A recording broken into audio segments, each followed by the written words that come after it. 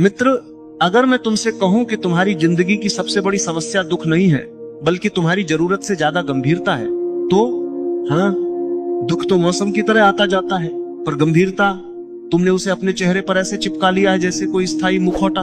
तुम हंसते भी हो तो अपराधी की तरह, खेलते हो तो जैसे एग्जाम दे रहे हो, प्रेम करते हो तो जैसे कोई डील साइन कर रहे हो, फिर कहते हो जीवन ठीक नहीं है।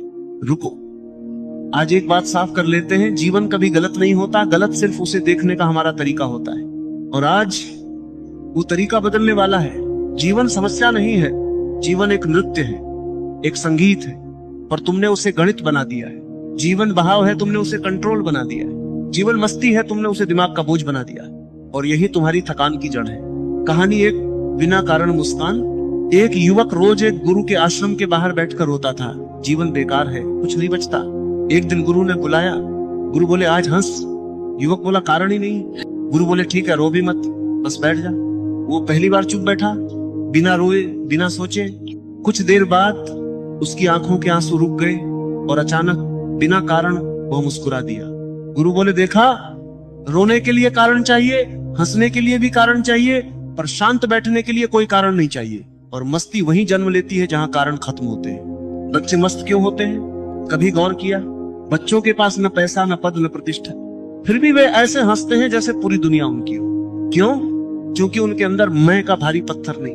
अहंकार जितना भारी उतनी उदासी, अहंकार जितना हल्का उतनी मस्ती। तुम दुखी नहीं हो, तुम बस अपने आप को बहुत ज्यादा महत्वपूर्ण समझते हो। सबसे खतरनाक विचार, तुम्हारा दुख हमेशा पूछता है मेरे साथ ही ऐसा क्यों। पर जीवन कोई अदालत नहीं है जहां न्याय बांटा जाए। जीवन तो एक रहस्य है जहां कभी फूल खिलते हैं, कभी पत्ते गिरते हैं। क्या पत्तों को शिकायत है, क्या फूलों को घमंड है? दोनों सहज है, सिर्फ इंसान ही है जिसने सहजता खो दी है। मस्ती क्या नहीं है?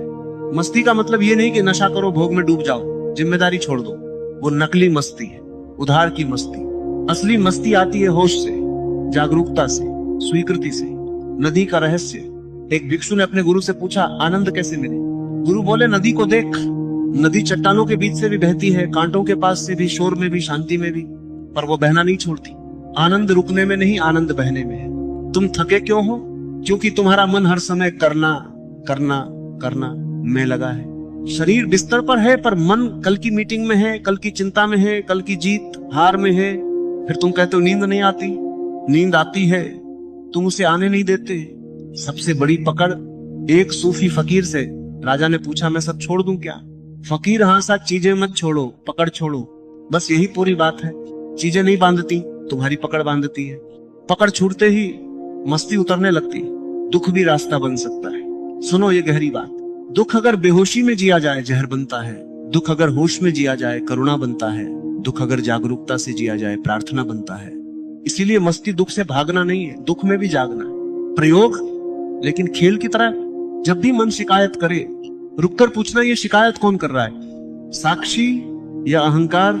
साक्षी सिर्फ देखता है, अहंकार ड्रामा करता है। जैसे ही तुम देखने लगते हो, ड्रामा कमजोर होने लगता है। सुबह का मंत्र, कल सुबह उठकर बिना कारण हल्का सा मुस्कुराना। मन कहेगा पागल हो गए हो, उसे कहना हाँ अब ठीक हो रहा हूं। आखिरी बात ध्यान से सुनो, मस्ती का मतलब है जीवन से लड़ना बंद, जीवन के साथ बहना शुरू, नियंत्रण छोड़ना, भरोसा सीखना, कारणों से ऊपर उठना, इस क्षण को पूरा जीना। फाइनल इंपैक्ट लाइन, अगर ये तुम्हारी जिंदगी का आखिरी दिन हो, क्या तुम अभी भी गंभीर रहोगे, या थोड़ा हल्का होकर गहरी सांस लेकर आसमान की तरफ देखकर कहोगे जो है वही ठीक है? मित्र, मस्त रहना सीख लो, क्योंकि अस्तित्व पहले से ही मस्त है। सिर्फ तुमने अपने ऊपर गंभीरता की धूल जमा कर ली है। धूल झाड़ो और देखो, जीवन पहले से ही नाच रहा है।